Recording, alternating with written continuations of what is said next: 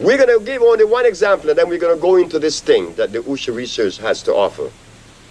In the year of 1983, while in Washington, D.C., at 2010 Kendall Street, Northeast, there was a beautiful organization known as the Warehouse with beautiful people, all striving to reach that level of attainment, the level most high in reference to healing and nutrition. We want to be happy, and they were generally happy. And I was involved in them later on. They were there long before I got there. They were the people that invited me to come to the United States to begin lecturing and talking. Mr. Adisa Akil, Adio Kuumba, Hakika, and many others who represented the warehouse, the community warehouse. In that community warehouse, there were things that I learned that they were totally unaware, but they were beautiful. I could not share them because what I saw was different from what they were seeing. And what happened? One day, a gentleman came with a very bad heart problem. So I needed to buy bugleweed to address this problem. I sent Adisa to buy the bugleweed. When Adisa returned, Adisa opened his bag, and I looked at it, and I said, Adisa, where is the bugleweed?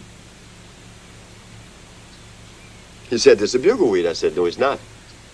So I took a piece of it. I said, this is blue vervain, and I tasted it, you know, to tell the difference. If you learn about herbs via a book, you're in trouble. You're vulnerable. Because you don't know if the research done by those who wrote the book that you read was correct. How would you know? You don't know. So here it was, this lady said that this was bugleweed. Adi said, take me back to the herb store. This is at St. John Herb Store in Maryland, in Silver Spring. I go back to the herb store and I said, pardon me, but I think that there were a little mistake made. That could be rectified. And what is it? I said, I wanted bugleweed, and they sent me this. But this is bugleweed. My boss has been selling herb for 25 years, and she knows herbs, and she put this herb in this bag. I said, ma'am, it doesn't matter if your boss sold herbs for 125 years. This is not bugleweed. Please do me a favor. Go inside and see if there's another bag set by it that says blue vervain. She goes inside, she said, yes. I said, what happened? They mislabeled the bag. And because we are unaware of what herbs really taste like, look like, and should be like, because we go to a book, we don't know what an herb look like or should look like. We don't. So lady, please give me the one that says blue vervain. I tasted, and it was bitter.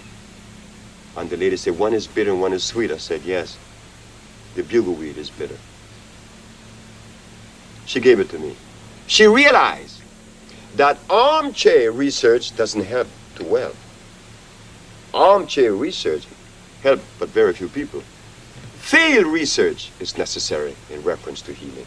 It is absolutely necessary that all of the herbalists in America take to the fields, just like I was led to it. And they will see how easy it is to cure AIDS, diabetes, lupus, herpes, cancer, impotence, and others. They would see that. But as for the moment, no, it is virtually impossible for them to see that because they are operating on the platform of others without having the privilege or another entity to investigate the one that they have accepted.